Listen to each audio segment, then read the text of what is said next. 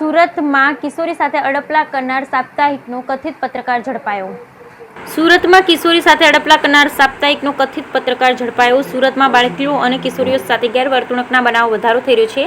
ત્યારે થોડા દિવસ અગાઉ ઉધના વિસ્તારમાં એક 15 વર્ષની કિશોરી સાથે અડપલા કરનાર સાપ્તાહિકનો કથિત પત્રકાર ઝડપાયો છે. પોલીસે આરોપીને ઝડપી લઈ કોર્ટમાં રજૂ કર્યો, જેથી કોર્ટે આરોપીને જ્યુડિશિયલ કસ્ટડી અંતર્ગત જેલ ભેગો કર્યો. ઉધનામાં સાપ્તાહિક અખબાર ચલાવતા પત્રકારે 15 વર્ષની કિશોરી સાથે અડપલા કર્યા હતા.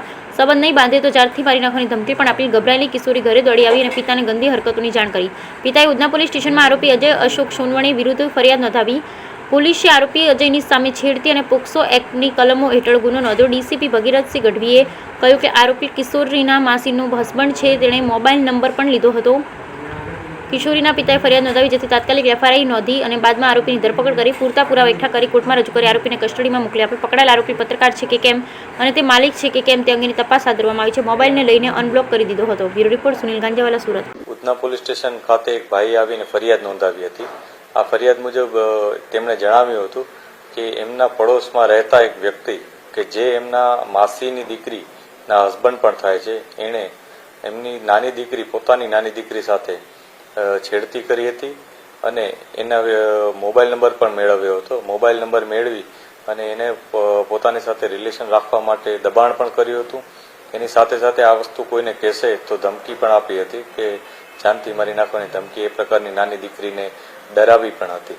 આ અનુસંધાને પોલીસે તત્કાલ કાર્યવાહી કરી અને એફઆઈઆર નોંધી હતી અને જે આરોપી છે એની ધરપકડ કરી હતી. ધરપકડ બાદ પૂરતા એવિડન્સીસ મેળવવામાં આવ્યા છે અને જે પણ બીજી ડિટેલ છે અમે અત્યારે મેળવી રહ્યા છીએ. ત્યારબાદ નામદાર કોર્ટમાં રજૂ કરતા તેને જ્યુડિશિયલ કસ્ટડીમાં મોકલી દેવામાં આવ્યું છે. આ બનાવમાં જે આરોપી છે એનું નામ અજય અશોક સોનવણે કરીને છે.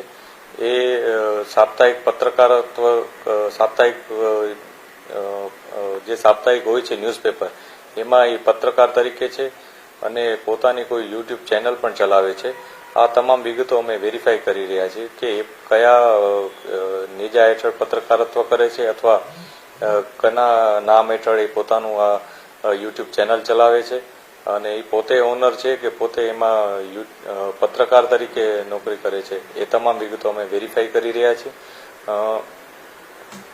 જ્યારે આ બનાવ બન્યો ત્યારે એણે પોતાના ઘરે જ્યારે દીકરી આવી હતી ત્યારે પોતે કામ પર જતો રહ્યો હતો, પરંતુ તેને પાસેથી માહિતી એવી મળી હશે એવું અમને અત્યારે જે ઇન્ફોર્મેશન છે એ મુજબ છે કે એને માહિતી મળી હશે, જેથી ફરીથી આ દીકરી ઘરમાં આવી છે એ જાણી અને પોતે કામ પરથી પાછો આવી ગયો હતો અને ઘરમાં કોઈ ન હતું ત્યારે એણે આ દીકરી ઉપર આ અડપલા કર્યા હતા અને એનો મોબાઈલ નંબર પણ મેળવી લીધો હતો.